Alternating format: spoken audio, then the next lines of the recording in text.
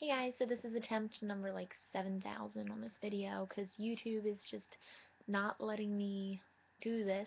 It's annoying. Anyway, today's video is all going to talk about I've made this video so many times I'm like forgetting what I was talking about. It's applying recovery to your actual life, applying what you're learning in your therapy sessions to your daily life. Basically, a quick side note before I get started. I dyed my hair. Yay. It's dark brown.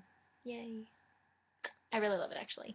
But anyway, so going back to this whole concept of applying recovery to your life, I know in my own life, like, I've struggled doing things like that. Like, I feel that I'll get such great advice from my therapist, and like I'll sit in her office and I just know exactly what to say. I know what to do, and yet I go out and I'm like not actually applying those things to my life. Like, I've learned the coping skills, I've learned the distractions that I can use, I've learned the ways to challenge distortions and negative and belittling thoughts.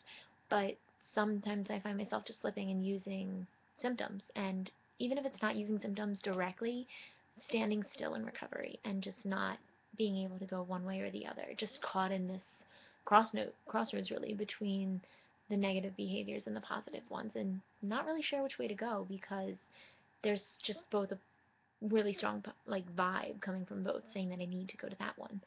And the one thing that really hit me, one reason that I'm thinking about this, is it's been over 2 years that I've been in recovery, and for the past 2 years my therapist said that I should go on Ensure. She was like, number one supporter. And I was like, no, I am not going on Ensure. Like, that is so out of the question. Like, I did not think that was good. And then when I went to see the nutritionist, she was like, you need to go on Ensure. And I was like, no, my therapist, no, we already talked about this. It's no.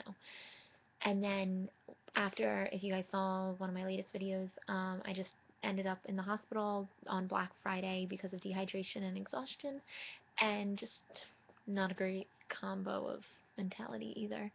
But the one thing that my therapist reiterated again was the need to go on Ensure. So,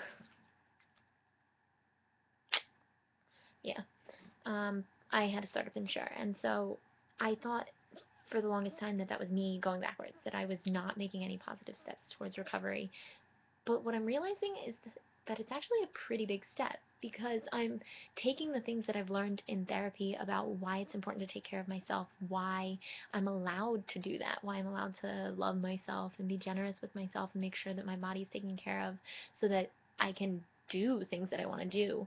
Um, like, just knowing that, I feel that you have that in the back of your mind for so long, but it's when you actually do something, when you take what you're learning in recovery of taking care of yourself and all of that, and applying it to your life of actually going out and buying your Ensure, whatever that may be, whether that's actually buying food that you're going to eat that has different nutrients, whether that is challenging distortions and like really confronting them, like really head on challenging them. And I know right now, in the wake of Christmas being tomorrow, there's a lot of anxiety running around for so many people who have eating disorders, myself included.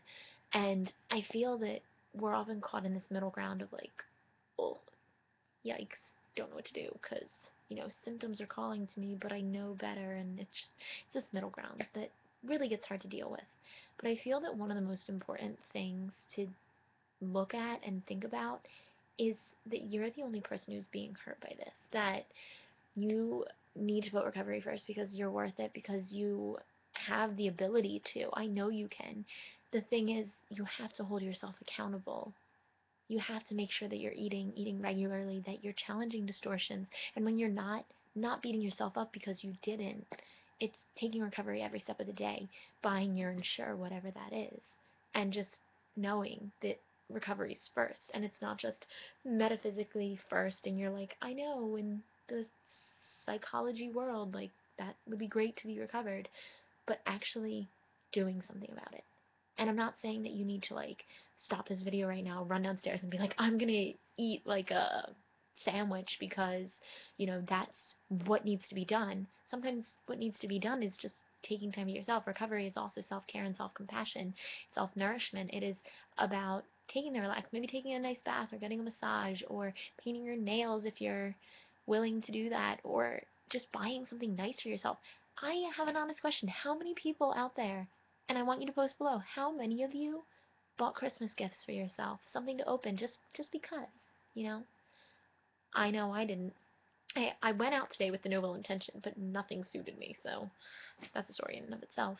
But anyway, the whole concept is applying that to your life, that it's not only about the food, that it's about the way that you carry yourself, the compassion that you have towards yourself in everything, whether it's schoolwork, academics in general, your work life, relationships, just that you put recovery first is so, so important. But that you're taking conscious efforts every single day, even if it's just 60 minutes by 60 minutes, taking each and every one of those hours and using them towards recovery is so important. I actually, my phone right now, I already set my alarms for tomorrow for like different times of like positive affirmations and stuff. But today, my wake up alarm says breathe. Seriously, take care of yourself for 60 minutes. Breathe. There's more than black and white. It's doing things like this. It's reminding yourself that you can challenge it, that you can work on recovery, and that things can get better.